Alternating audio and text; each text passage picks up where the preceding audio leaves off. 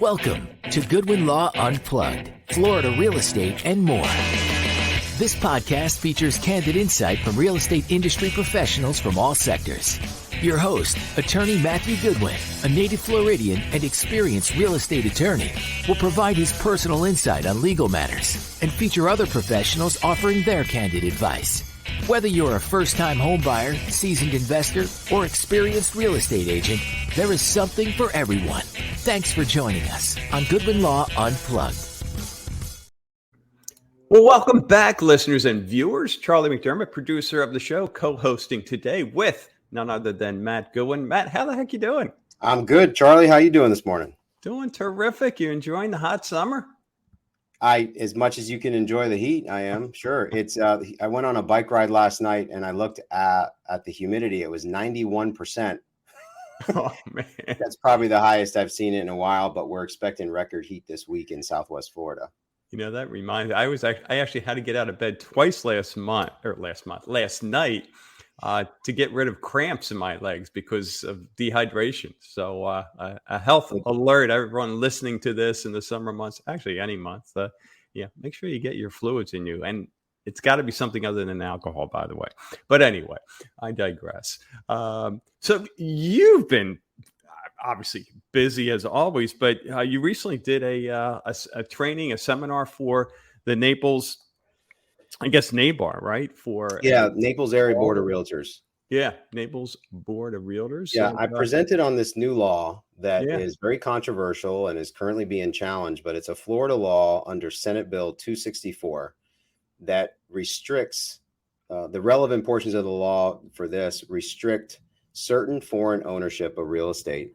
And today I'd like to talk about what the real estate professional needs to know about this law. There was a lot of interest, a lot of questions, a lot of skepticism, and you'll see a lot of content online starting to come about with this new law. I'm going to give you a brief overview, some of the key terms, the countries that are affected, and the types of land that's infected, and give you a few questions to consider that you may be wondering about. All right. Now, I know you did this live just the other day. And it was like if they were selling tickets, it would have been sold out. But a lot of realtors maybe weren't even aware of this and obviously couldn't get on. What are your thoughts about doing a redo of this in the future? I'm happy to do it. I thought about it because there's still questions that actually can't be answered. And one of the key things we're waiting on is FREC, which is the Florida Real Estate Commission charged with enforcing ethics and it's a self-governing regulation for the Florida Real Estate Association. They're charged with creating this affidavit so everyone can comply with the new law, including buyers, sellers, realtors, and then our underwriters, our real estate attorneys and title companies underwriters have given us various forms of the affidavit. So there's a lot of different information out there right now. And I'd like to update everyone once we have most, if not all, the answers to those questions that I got. And then also the materials have been released by FREC. More guidance. Okay. Well, that sounds awesome. So fill us in. Give us a kind of a thumbnail sketch of what's going on with this law. Effective July 1st of this year, Florida law prohibits the purchase of certain types of Florida real estate by what they define foreign principals from foreign countries of concern. And the violation of that law can result in criminal penalties and also escheating of property to the state if the person purchases it and they weren't supposed to. So I'm going to start by telling you the countries of concern. You have the People's Republic of China, Russian Federation, Islamic Republic of Iran, Democratic People's Republic of Korea, Republic of Cuba, Venezuelan regime of Nicolas Maduro, and the Syrian Arab Republic. Okay. So for people that may have gotten lost in all that, China, Russia, Iran, Korea, Cuba, Venezuela, and Syria. So we have the countries established, and then we have this term of foreign principal. And here's how the law defines a foreign principal. A person domiciled whose permanent residence is in a foreign country of concern and is not a U.S. citizen or lawful permanent U.S. resident. And that's something I'll probably repeat because there's some confusion on who the foreign principals are, and that's who it applies to. So it also applies to a company having its principal place of business organized under the laws of one of those foreign countries of concern, or a company having its principal place of business in a foreign country of concern. So either the place of business is in that foreign country or the principal place of business or organized under the laws of that foreign country. And then finally, the government or any official of the government of a foreign country of concern. So what I just described to you is what it includes in the definition of a foreign principal. So you have individuals, entities, and government officials of those countries. Okay. Now, go ahead. I'll ask my questions once you get through. So the types of properties are agricultural land, land within 10 miles of a military installation, and land within 10 miles of a critical infrastructure facility.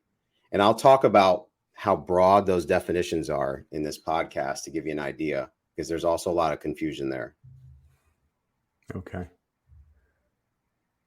So a quick question. I mean, I've heard recently a lot of news about China buying up a lot of farmland. And, the concern about some of that land being near certain military established, or even nuclear sites. Is that kind of the origination of this law, or? Well, I'll answer that question, Charlie, the same way I answered it with the realtors yesterday. I don't know. Yeah. And based on the fact that that's happening and there's a concern, and lately in the news, there's a specific concern from China, I wouldn't put it past them that's the reason. But the law is very controversial for obvious reasons. There's some Fair Housing Administration claims that it violates the Constitution of the U.S. And so there's a lot of issues here that I'm not going to go into today because A, I don't have all the answers to, and B, it's very confusing and controversial. And there's some finality that we're still waiting on with these challenges in court. 2 weeks from now, we could be talking about how the law was put on hold, So, but right now it is the law. We can expect it to stick until there's a valid and final ruling on it that says otherwise. So we know what a foreign principal is. We know what a foreign country of concern is. One of the questions is, are all foreign principals treated equally and impacted the same by this new law? And the answer to that question is no. The law only applies to those associated with one of the foreign countries of concern. And I got this question yesterday, even though I was very careful at identifying these countries, because when people hear this, they think more broad. And actually, the law is perceived more broad than it actually is, in my opinion. But in some areas, they're more largely affected. And those are the areas that have land, or a lot of agricultural land, and land within 10 miles of these critical infrastructure facilities. And that's the most comprehensive. So there's not a lot of military installations around. There is a lot of agricultural land in Florida, especially the central part of South and Central Florida. But let's talk about this critical infrastructure facility. One of the most prominent ones is an airport. Everybody can identify and probably find where the airport is. So this law applies to land purchased by these foreign principals of these foreign country concern within 10 miles of an airport. Now, it goes on to identify these other facilities, but it basically says any of the following if it uses fences, barriers, or guard posts designed to exclude unauthorized persons. Here's some examples: chemical manufacturing facility, refinery, electric power plant, water treatment and wastewater treatment facilities, liquid natural gas terminals, including plants used in the processing, treatment, or fractionization of natural gas, a seaport, spaceport territory. If you look at Florida, Florida's got more of those than any other state, most likely. and all so granted, this is a Florida law. We are in Florida. There's a lot of statutes that were created because of this. I'm not going to go into all that because you start to get lost in translation. I'm going to give you what I think the real estate professional needs to know right now. If you go online, you can find full reports and workups of the law and the complete statute that it's based on. So going back to this question, are all foreign principals treated equally, impacted the same by this new law? The question is no, but Chinese companies and persons domiciled in the People's Republic of China who are not U.S. citizens or lawful permanent residents face more restrictions and heavier penalties than other foreign principals. So remember, foreign principals are those three things I said: the people domiciled there, the company having their principal place of business, and the government officials. But the People's Republic of China has a special carve out, and there are exceptions, right? Mm-hmm. So I'll give you an example of one of those exceptions right now. They're very limited. One significant exception allows a natural person to purchase one residential property up to 2 acres in size. And another exception applies to property being acquired for diplomatic purposes as recognized by the federal government. Okay. So going back to this exception itself, all of these conditions have to apply. One, it's limited to 2 acres in size. Two, properties not located within 5 miles of a military installation. So it still has to be more than 5 miles away from military installation. Three, the person has a U.S. visa that's not limited to tourism, or official documentation confirming that the person's been granted asylum in the U.S. And 4, the purchase has to be in the name of the person who holds the visa or this official documentation. So picture the person that is relocating here. They have their U.S. citizenship, or they have an authorized reason to be here under this law.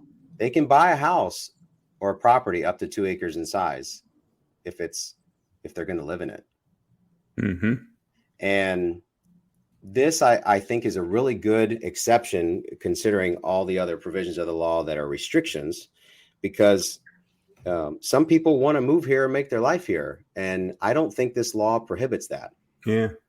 This is prohibiting non-U.S. citizens or people that aren't legally here from these countries of concern. So another, a couple other countries I got questions on. Venezuela was one of them. So does this new law prohibit all Venezuelan and Russian nationals from purchasing Florida real estate after this date of July 1st? No, there's no limitation on foreign principals except Chinese nationals and entities. Okay. So long as it's not agricultural land or land within 10 miles of a military installation or a critical infrastructure facility. Okay. Wow. There's a lot to learn here for realtors, and the fact that it almost seems like in your professional opinion, is this kind of like a knee-jerk reaction? Like we woke up one day and said, "Oh my goodness, there's something going on here. We need to, protect the state, the country," or has this been in the works for years and it's finally come out? I don't know the complete legislative history of it, Yeah. but it was introduced into the Senate and the House this year. Yeah. And for those of us that don't follow all of the legislative history, it may seem as a knee-jerk reaction. But as far as what the realtors need to know to prevent having a knee-jerk reaction post implementation of the law, you need to be educated on it. You need to know what the penalties are, how to avoid them for you, people you work with, and how not to violate other laws trying to comply with this one, such as fair housing laws. There's already a lot of contentious discrimination that's protected. And here's a few things that I think you need to know as a real estate professional to ensure that compliance. So one, consult with legal counsel. Advise the parties that you're working with to consult an attorney regarding how the law may impact their legal rights and responsibilities. Get this affidavit. So the Florida Real Estate Commission is charged with implementing this law and creating the affidavit for compliance therewith, but they haven't released it yet. And the law requires the buyer to deliver at the time of purchase an affidavit attesting to the fact that the buyer is not a foreign principal or otherwise a foreign principal prohibited from making the purchase and is in compliance with the law. So the real estate professional needs to know that all of their buyers have to sign this affidavit. You don't have to try to figure out which country they're from, whether they have U.S. citizenship. You just need to know that there's a new law. They have to sign this affidavit, and there's legal implications if they don't. And by consulting the attorney can answer those more pointed questions if they're from one of these foreign countries of concern. But if they have U.S. citizenship, it doesn't apply. Okay. Yeah, makes sense. So remember, that's where it gets a little confusing, because as a realtor, you don't want to go out in the field and spend hours or days or weeks or months even with someone who ends up not being able to purchase a property because they're not a U.S. citizen or don't otherwise qualify to buy that property. And I would say pay particular attention if you're in one of those areas where there's a lot of agricultural land. So agricultural land, I think, and this is just going off on a little tangent, that you're going to see more of these areas converted to residential living as you continue to see people move down here. Yeah. If you go through the middle of the state, where all the orange groves are, orange trees, I go several times a year and pass through these areas, and all I see is development going on around them. I think there's only a matter of time until they get better at growing oranges in smaller areas, smaller geographic size of plats, and they start selling off that land, right? Is it going to be rezoned? I don't know. But there's so many pockets of places in Florida to be aware of that qualify as agricultural land. But everybody who buys in Florida is going to have to sign this affidavit that they're in compliance with the law, not otherwise impacting it. So your job as a realtor is to disclose, make sure the buyer and the seller are aware of the new law. We have a disclosure. Many law firms and title companies have a disclosure that breaks it down. We get that signed when the contract comes in our office. And then the Florida Realtors Florida Bar, the FAR Bar contract, already has a provision on it with that disclosure right above the signature lines. And the Naples Area Board of Realtors is doing the same thing as we speak. We're implementing that into our local agency contract. Okay. All right. So to just in case someone jumped in here midstream, you are going to provide, or at least you're looking at providing, another in-depth training on this law, and because it's a fluid situation right now, even those who attended the first one should probably attend this next one, because you're going to have updates on the progression of this law. Is that correct? Yeah, that's correct. The board is having 2 other speakers in the next 2 weeks, but I'd like to take into account the questions that come up, find answers to them, reintroduce this with those questions, so you can really take away something tangible other than knowing what the law is, and more along the lines of being able to apply it to real life scenarios. And also would like to have that affidavit by FREC available. So I'm not just saying, get this affidavit. One of the questions was, hey, can you, I've already gotten emails asking if I would send somebody the affidavit to sign, but I'm not at liberty and would be doing a disservice of sending an affidavit that we use in-house to somebody that's out in the field, because then I'm going to be the one that gets the questions, and then the broker of that agent might also take issue with it. So it's a fine line that everybody's walking right now, and it has stirred up the real estate professionals. So we issue title insurance when we close a transaction. From our vantage point, it's not a title issue if we don't have this affidavit signed. But we don't want a transaction that we insured to be voided. And our underwriters are requiring us to make sure the buyers we work with who are insuring title to are in compliance. Yeah. And the realtors need to know that they're not charged with getting this affidavit. It's just the best point to have it. So you're going to see different approaches to this on how these disclosures are made. That's why FARBAR, I think, put it on their sales contract, because if nothing else happens prior to that, they know at the time that they sign that contract. Now let's talk just for a moment about pending contracts. Let's say you went in under contract before July 1st, and then the property is going to close later in the year, maybe next month, maybe even later.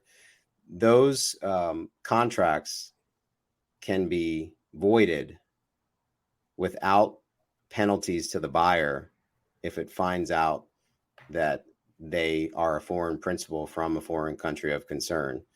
But going back to another situation where, let's say, they already own property. So the foreign principal may continue to own, let's use agricultural land, for example, if they owned it before July 1st, but they have to register with the state. And there are some other exceptions. I mean, if you want, I can tell you those right now. One is this for agricultural land. They can acquire this agricultural land after July 1st by devise or descent. So they didn't ask for it or pay for it. They inherited it through enforcement of a security interest. Let's say they have a mortgage on it and they're owed money from that mortgage, but they have to foreclose, and they get title to the property in lieu of foreclosure or through the foreclosure process, or they're collecting a debt. So there's a lien that they have on it, and it needs to be enforced, and they need to foreclose on it through that process, or collect on that lien. So those exceptions apply if they acquire this interest through these means after the law's in effect, but they must sell it within 3 years after acquisition. And personally, I think 3 years is long enough, because foreclosures don't usually take that long. There were some that took that long just to even get started when they were really, when there was a high volume of them during the 2008, 2009 times. Yeah. But what other questions come to mind? I could probably talk about this for an hour. We'll save it for a more in-depth discussion. Anything else that comes to mind? Yeah, I'm with you. I think the full blown seminar that you're looking at, plus the law is further on down the road, and then the ability. I'm assuming you're going to open it up at the end with a Q&A session to answer questions. Well, my goal is to make sure everyone's informed. I'm going to survey the people that we work with, meet with the people that are presenting on it. And as a state, most of us professionals are going to be coming together. So what I'd like to do is do an update once we have the update. There's a challenge to the law in federal court. There's this affidavit that doesn't exist yet. And there's questions that haven't been able to be answered yet because of those things. So I'd like to wait until that comes about. But if you'd like to be notified of news, just go to our website, glpa.law, glpa.law, and just click sign up for the newsletter, and we'll make sure that you get all the updates as they come out for this law and anything else that we send out. Oh, terrific. Well, Matt, thanks for sharing and really digging into this. Better you than me. As always, I'm impressed. I know your listeners really appreciate it as well. So until the next episode, keep enjoying the hot summer, and we'll talk soon. Thank you. You too. Good talking to you, Charlie. Thanks for listening to Goodwin Law Unplugged. To learn more about Goodwin Law and to utilize our services, visit GoodwinEstateLaw.com or call 239-207-3403. Hablamos Espanol. To submit questions or be a guest on a future episode, message us on our website or on social media by searching for Goodwin Law PA in Naples, Florida. This has been Goodwin Law Unplugged. Thanks again for joining us.